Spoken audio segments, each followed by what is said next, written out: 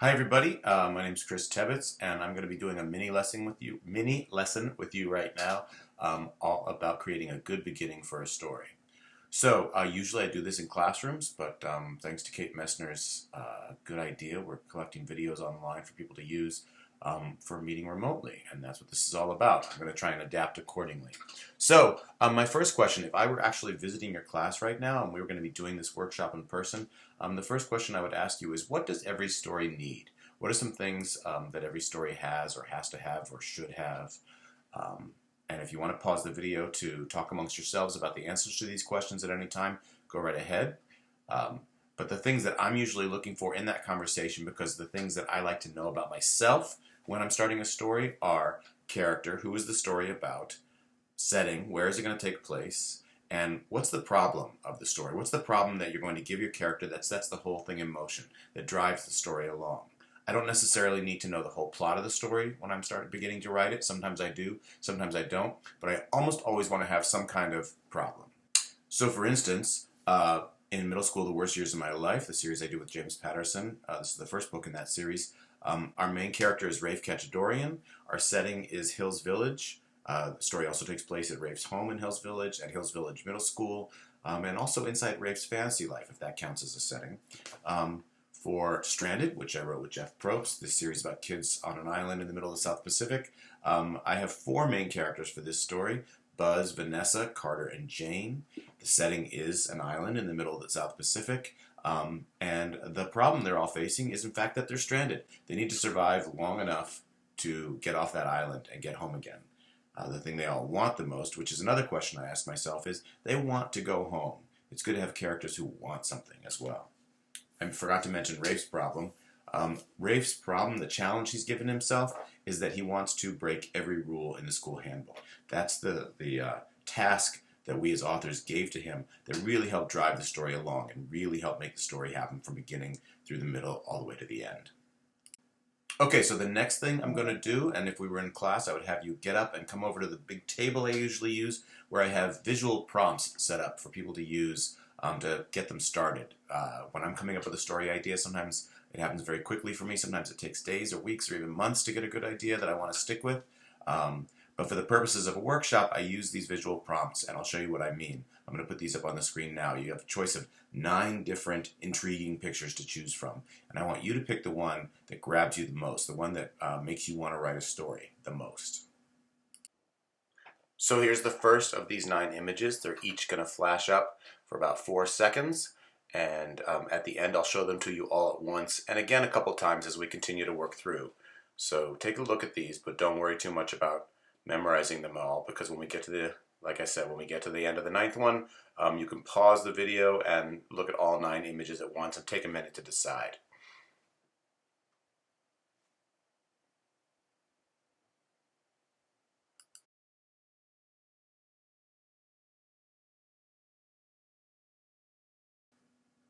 So if you've needed some time, or if you need some time to do that now, go ahead and pause the video.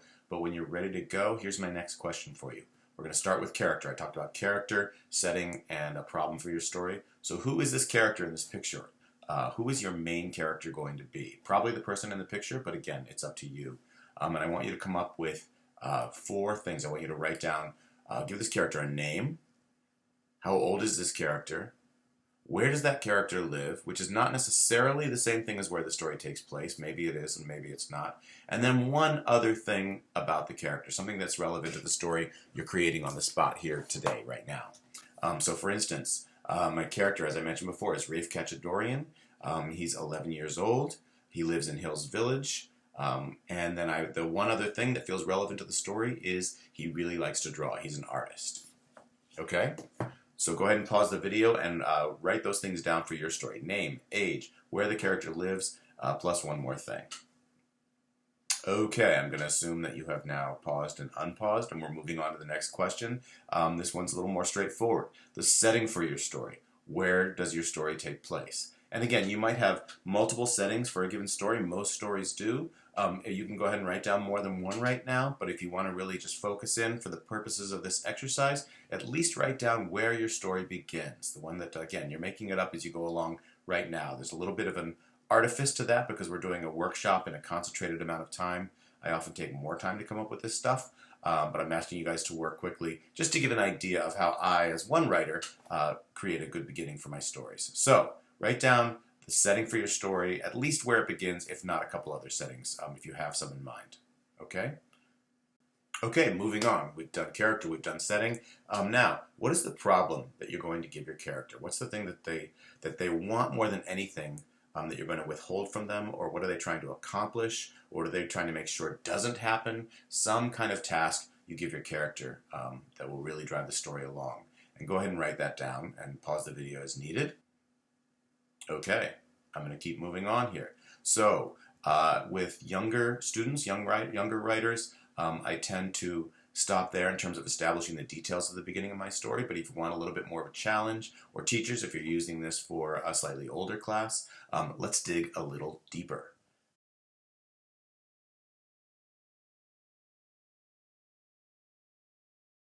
Coming back around to character, I want you to write, let's say 5, anywhere from 3 to 10 even if you want, just a small handful of things about your character, characteristics about your character. So for instance, Rafe is an artist, he's funny, he dislikes school, he has a big fantasy life, he's a son, he's a brother, all the different things you might think your character is. He's also very mischievous.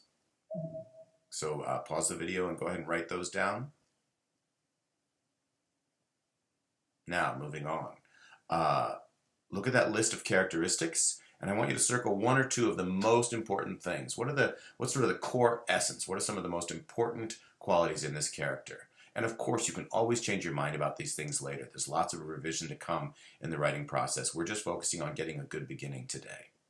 So go ahead and circle 1 or 2 most important traits. Keep those in mind. For Rafe, I would say it's important that he's an artist, important to the story I'm writing, and it's important that he's very mischievous. So I circled those on my list. Next up, setting, digging deeper. One of the things I do when I'm trying to really get to know the setting for a story so that I can bring it most alive on the page is I think about my senses. Touch, sight, hearing, taste, smell. So think about that setting for your story, the set where it begins, the setting that you're going to be writing today, and think about something, think about and write down something that your character might see, hear, touch, taste, and smell in that setting.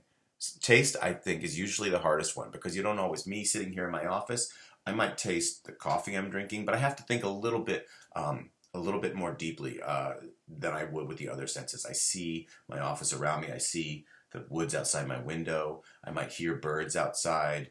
I might hear the dishwasher running downstairs. I might smell my breakfast on my desk, and I might touch my keyboard, for instance. Those are just some examples. Now I want you to go ahead, again, pause the video, and come up with some sensory information about your setting that'll help you bring it alive when you start to write the beginning of this story.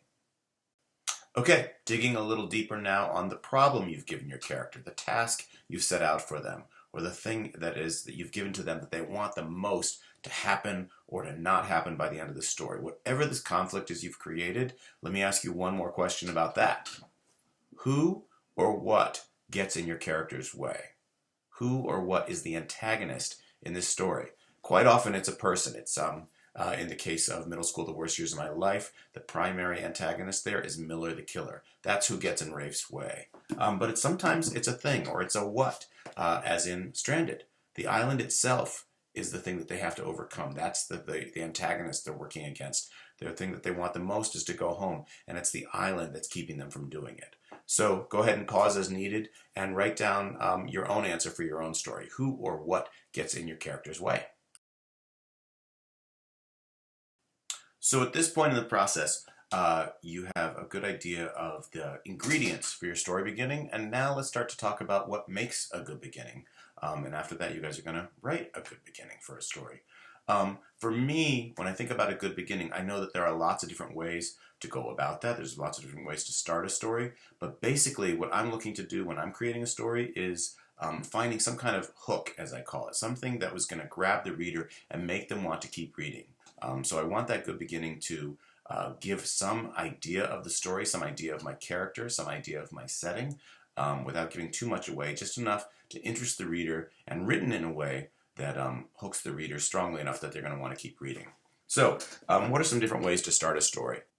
I'm going to share 5 different beginnings, which show 5 different ways to start. There may be other ways, but these are just some suggestions. So for instance, you can start a story with action. Action is a great way to jump in so that something's happening right there at the very beginning of page 1. So Stranded starts like this. It was day 4 at sea, and as far as 11-year-old Carter Benson was concerned, life didn't get any better than this. From where he hung, suspended 50 feet over the deck of the Lucky Star, all he could see was a planet's worth of blue water. The boat's huge white mainsail ballooned in front of him, filled with a stiff southerly wind that sent them scudding through the South Pacific faster than they'd sailed all week. So, that feels like a very visual opening to me as well. I'm opening with strong visuals, a world full of blue water spread out before the ballooning white mainsail of this boat as it goes scudding along the water. So action is a great way to start. You can also start with your character's problem. You can jump right into giving the character a problem, making the reader curious about what that problem might be or how it might be solved. So for instance, middle school, the worst years of my life, starts with this paragraph. It feels as honest as the day is crummy that I begin this tale of total desperation and woe with me, my pukey sister. Notice the word choice there, pukey sister, not just annoying, pukey. So word choice is another good way to punch up your beginnings and all of your writing. With me, my pukey sister Georgia, and Leonardo the Silent sitting like rotting sardines in the back of a Hills Village Police Department cruiser, along with that picture there. So, an immediate problem for your character is one way to start the story. Also, just an idea that something is about to happen is another way, just a sort of a clue that something's going to happen, enough to hook the reader. So, Rita Williams Garcia starts One Crazy Summer like this. Good thing the plane had seat belts and we'd been strapped in tight before takeoff. Without them, that last jolt would have been enough to throw Vonetta into orbit and Fern across the aisle. Still, I anchored myself and my sister as best as I could to brace us for whatever came next. Those clouds weren't through with us yet, and dealt another Cassius Clay left and a right jab to the body of our Boeing 727. So a journey is happening. A journey usually means something else is about to happen. The characters are going somewhere, literally, but also figuratively. They're going toward the rest of whatever's going to happen in that story. Sometimes you start with a sense of character. If you have a really strong and interesting character, like Varian Johnson does in The Great Green Heist, you can jump right into who this character is, and that character, him or herself, may be enough of a hook to get the reader flipping those pages the way you want them to. Here's how The Great Green Heist begins. As Jackson Green sped past the Maplewood Middle School cafeteria, his trademark red tie skewed slightly to the left, so you know this is a middle school character. He's wearing a tie.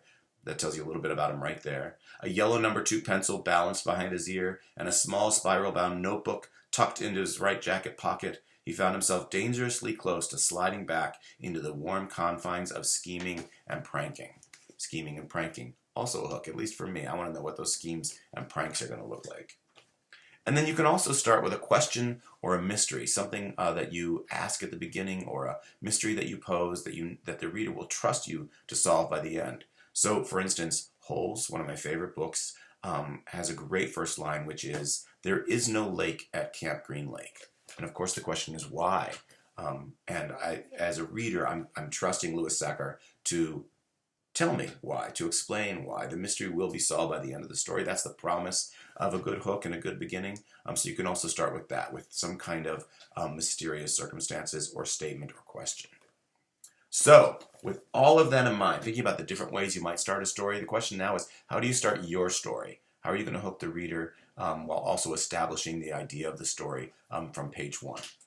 So I will leave it at that. The video is going to come to an end now, and you all can write the beginnings of your stories and hopefully share them around in the classroom. If anybody wants to share what they've done with me, you can all go to my website, christebbetts.com, and find my contact page and reach me with an email that way. I'd love to hear what you come up with. Thanks. Good luck writing, and happy reading, too. Bye.